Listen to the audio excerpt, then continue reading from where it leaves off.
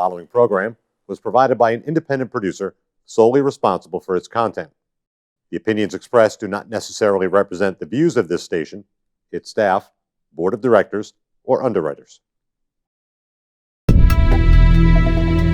My name is Jasmine, and I am a recovering drug addict.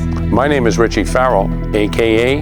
the Old White Junkie. And we are your hosts for Exit Team Nashua. Our mission is to bring recovery into the living room. Last year, over 72,000 Americans died of an accidental overdose. That's almost 200 Americans every single day. We will bring you guests with real-life experiences with addiction and recovery. Welcome to Exit Team Nashua. Welcome, everybody, to Exit Team Nashua. My name's Jessie. I'll be your host this evening. We are back in the studio with Richie. Thanks for coming, Richie. Hey. We're going to shoot part 2 of my story. We're going to talk about the recovery side and what it looked like for the transformation into the person you see sitting here today. So absolutely. Here we are. I'm just going to recap in case there's people that haven't seen the first part of the thing. Yeah. Which is remarkable. Everybody should go watch that show. Now, the thing that from 34 years in recovery and talking with a lot of young addicts, young addicts in recovery, right? There's so many powerful stories, right? But that whole thing of the power in that last story in your first segment that we did together was when you found your boyfriend dead, and how he fentanyl took him, right? Yeah, and how he gave up. So I know that we said it before, but just tell us briefly what that was like, how you felt, because people will be able to relate to this, right? Yeah. About getting thrown out of detox, and so just give us a quick recap of that day. The day.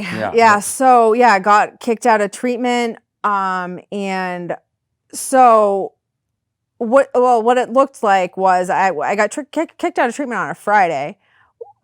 Called him. We used together that Friday night. Spent Friday into Saturday together. We spent one last night together. Yeah. And I saw him alive that Saturday morning at the train station in Lawrence with the platform when I got on the train to head back to Exeter. Come Wednesday, that's when I made the call. You got to score for me again. And he said, "You promised me Friday that was going to be the last time. We're not doing this anymore. You said you were going back to treatment." And I said, "No, it's my birthday. You're going to do this." And he was supposed to get his bottle of Johnny's that night, and he was going to sell them for me so he could get money to get me a bag. And I don't really totally know what happened, because he said, "Yeah, I'm gonna meet this girl at 6:00. It was like 3:00. And we were getting off the phone, and he said, I was like, "I gotta go." And I was like being, and he said, "Hey, wait." And I said, "What?" And he said, "I love you." And I said, "I love you too." Wow. And those were the last words we spoke to each other. And so about 45 minutes later, I called his house, and he wasn't answering. And I got this gut feeling. This bad feeling. And so I called someone. They gave me a ride down to Wilmington, and I got there, and I can't remember exactly what the time was, but it was probably like 5:00, maybe 6. I don't really know. Yeah. And he was in his bedroom, just pale white. He was on his bed, had the laptop on his lap, and I actually never found a bag. I never found a needle, a bag. He had all of his gabapentin still. He never sold it. Wow. The cops speculate somebody came over and got high with him, and he overdosed, and they left. So I called the paramedics, did the CPR. Oh, and this is part of the story I didn't throw in, that the girl, I was in treatment with a girl that we had used Adderall together, and we both got thrown out. Right. And so I'm downstairs at his house, just screaming, crying, because he's dead upstairs, and I know, and I'm like just 2-year-old screaming, just like having a meltdown, out of my mind. And I get a text from the owner of the sober house that I got kicked out of, that Sarah, the girl that I got kicked out with, was dead. Oh. So he was dead, and then 10 minutes later, Sarah was dead too. And Sarah, I had given an Adderall that got her kicked out of treatment. So here I am taking on the responsibility of my friend's death and my boyfriend's death. So now let's talk about this. That it brings us to the bottom of the barrel. Yeah. We're the lucky ones that weren't put in a box, right? So how can we help? Knowing that during this pandemic, people are dying. It used to be on the forefront, right? But now the pandemic's on the forefront because we're still a moral issue, right? Us junkies are still, well, so we know, me and you know, that they're dying in record numbers, right? So what can you do? So I illustrate this because the next day I get taken to jail. I'm in jail. I don't have anyone to call. I'm in Valley Street, right? I don't have a dollar on my books. I don't have there's no one even left for me to call, right? And that's just the most rock bottom picture I can paint. Right? But that wasn't enough. That wasn't enough, So I don't know when it is enough, right? I think we come to this point where we kind of say, maybe I'm worth it too. Maybe I can do it too.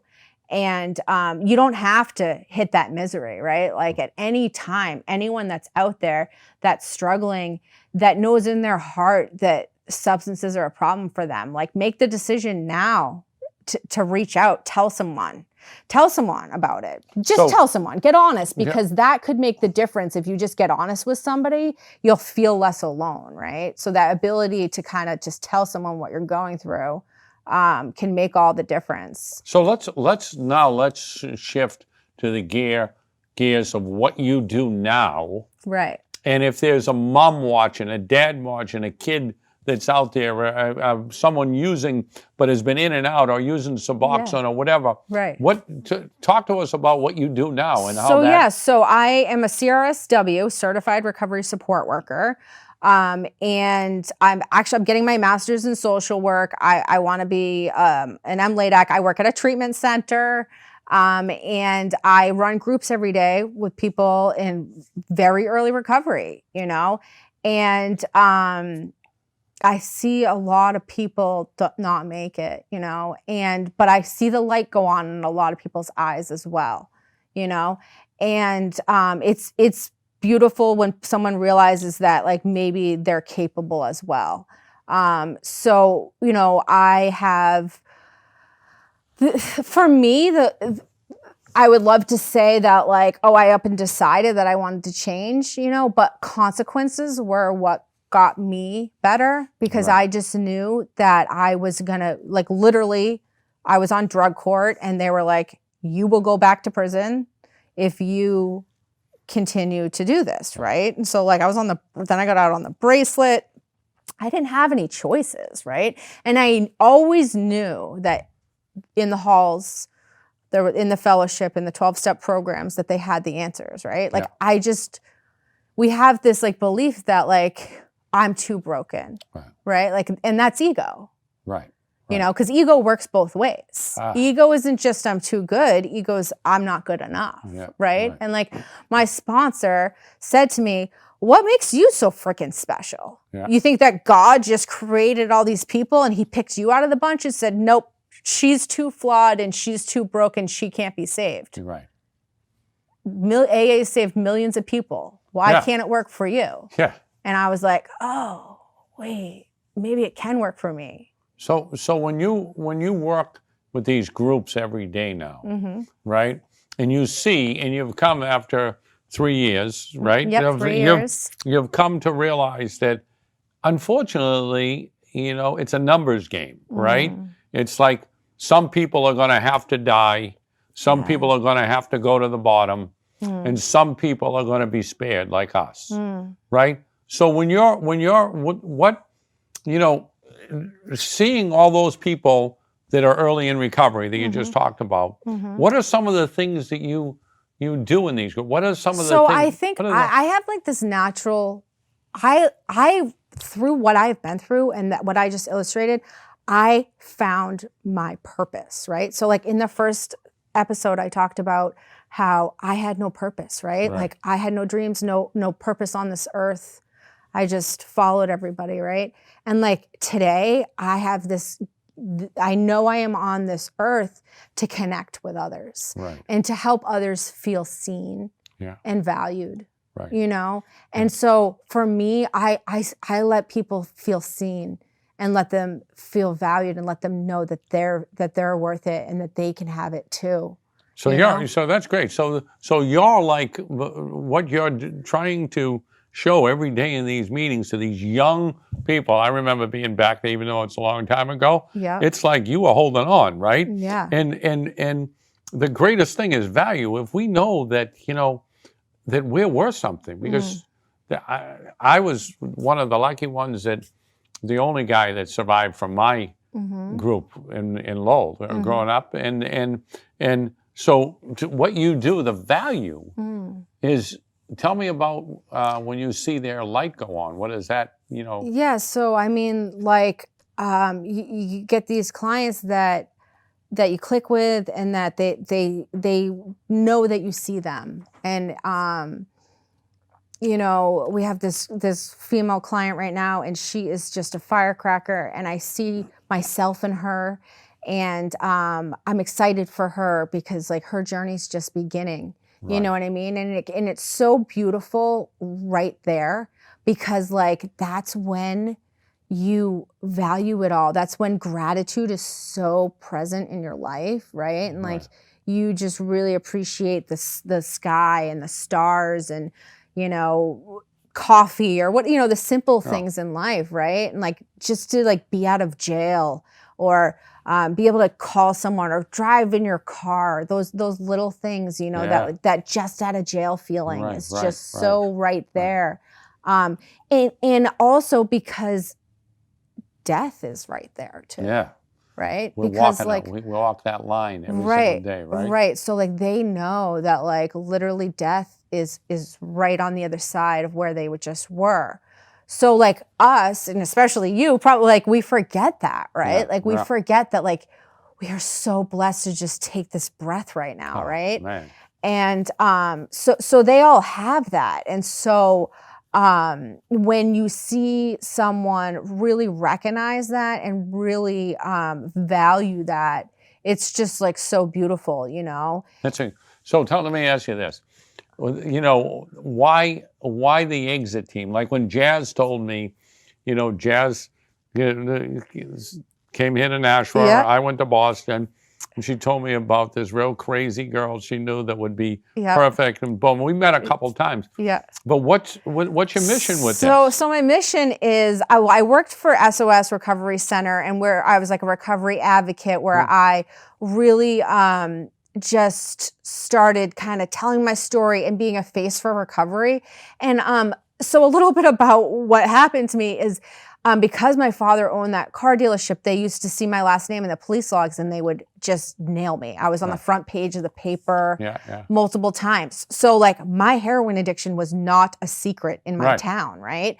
And so what's interesting is actually when I got 2 years in recovery, I wrote an email to the woman that used to write all those articles about me. And I said, I'm done to get 2 years clean. Do you want to write a story about that? And she did. Oh, wow. And she put me on the front page of the Exeter newsletter, the Portsmouth Herald, the Union Leader, my picture. And, you know, so I probably wouldn't have done that had I not been on the front page for getting caught with a bunch of loaded heroin needles. Right. Probably wouldn't have done that.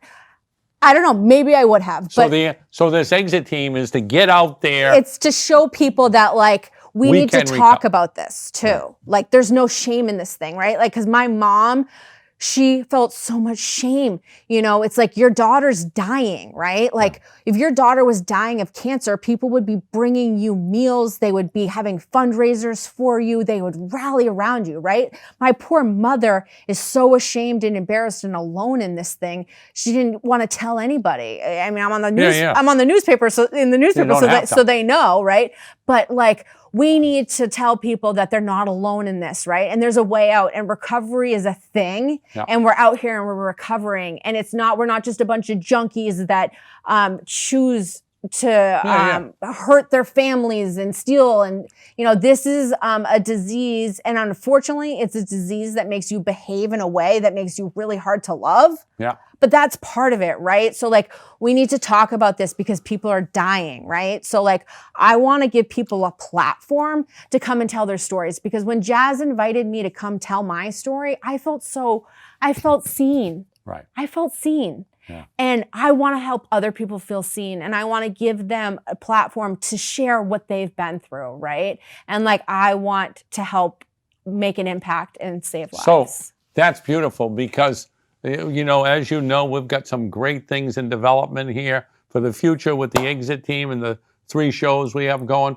So what I'd like you to do now is like, just tell the audience like what your final thoughts are when you close up after these 2 segments. If you could take 30 seconds, if you had one shot to say something to the audience. Do that to me.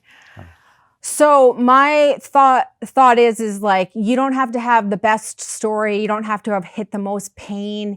You don't have to be, you know, have the biggest recovery story, right? Like, you matter too. Like, wherever you're at, maybe you're on Suboxone, maybe you're on methadone, I don't know. Maybe you're in your process still, and you deserve love, and you deserve to be seen wherever you are.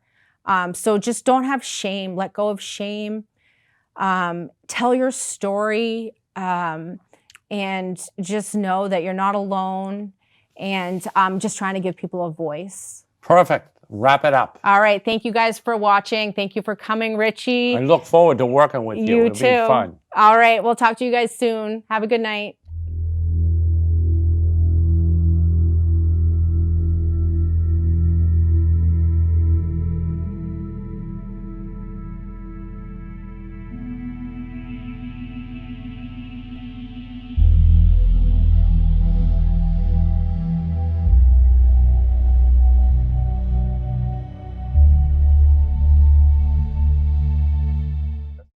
The preceding program was provided by an independent producer solely responsible for its content.